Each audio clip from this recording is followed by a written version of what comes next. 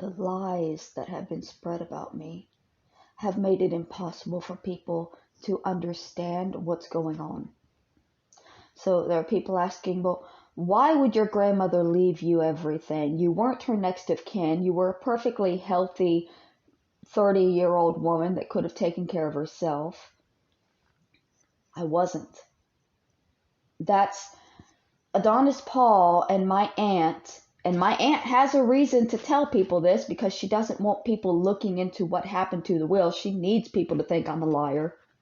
They have been reporting that I'm perfectly healthy, physically, mentally. There's never been anything wrong with me, that my mental health conditions are all made up, that they just appeared after the murder because I made them up to get out of going to jail, that it's all just a lie, a scam, a grift, all of it. It's just a lie. That's what they've been saying for years. But the truth is that I've struggled mentally my entire life. I was a cutter back when I was a teenager. I was suicidal when I was a teenager. I was suicidal when I was a pre-teenager. I can remember wanting to kill myself at 10 years old. My grandmother had spoken with my doctor that diagnosed me with PTSD. We both talked to him because we wanted to understand what it was, because we had never heard of PTSD outside of war. It was new to us. So the doctor told us that what I had was not a mental disorder, but it was a traumatic brain injury.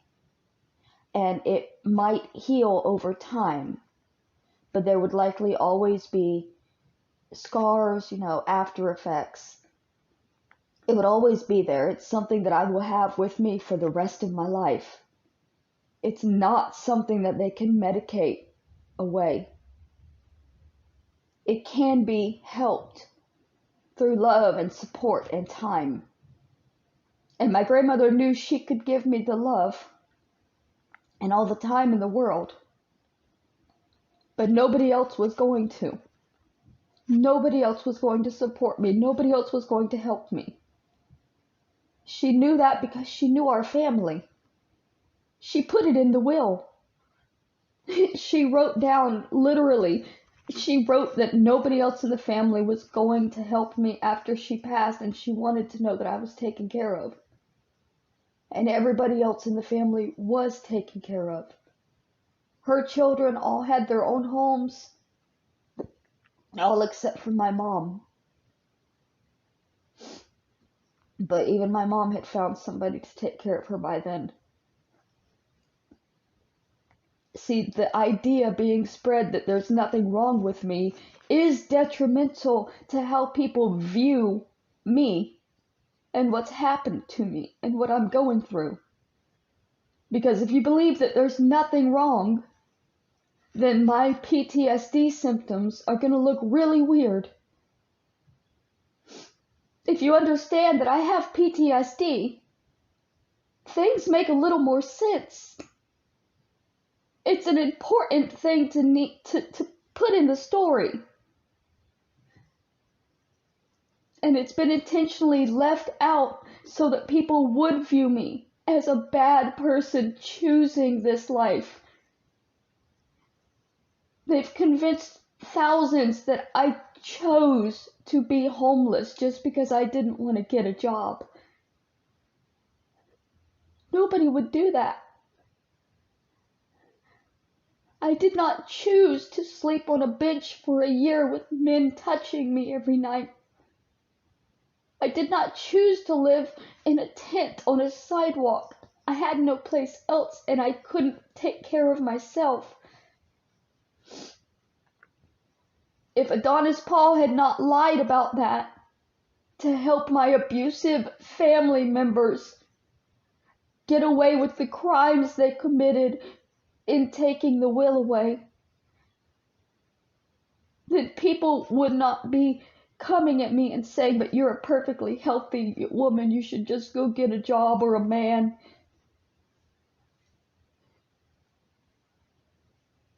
I was diagnosed with PTSD in 2009.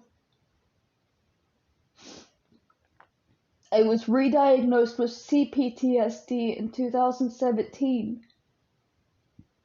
It's not getting better, it's getting compounded by more trauma.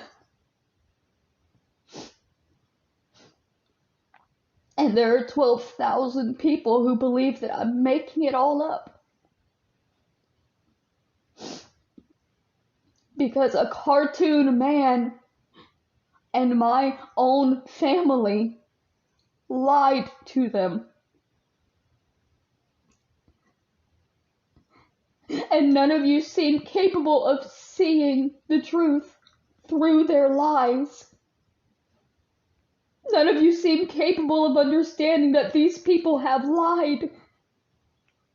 You're just going to continue terrorizing and harassing and lying about me because you were lied to about me. And I know the argument, well, you always say you have mental health issues, and now you're saying that PTSD is not a mental health issue. I'm also bipolar. That's what I'm medicated for. I'm bipolar and I have borderline personality disorder.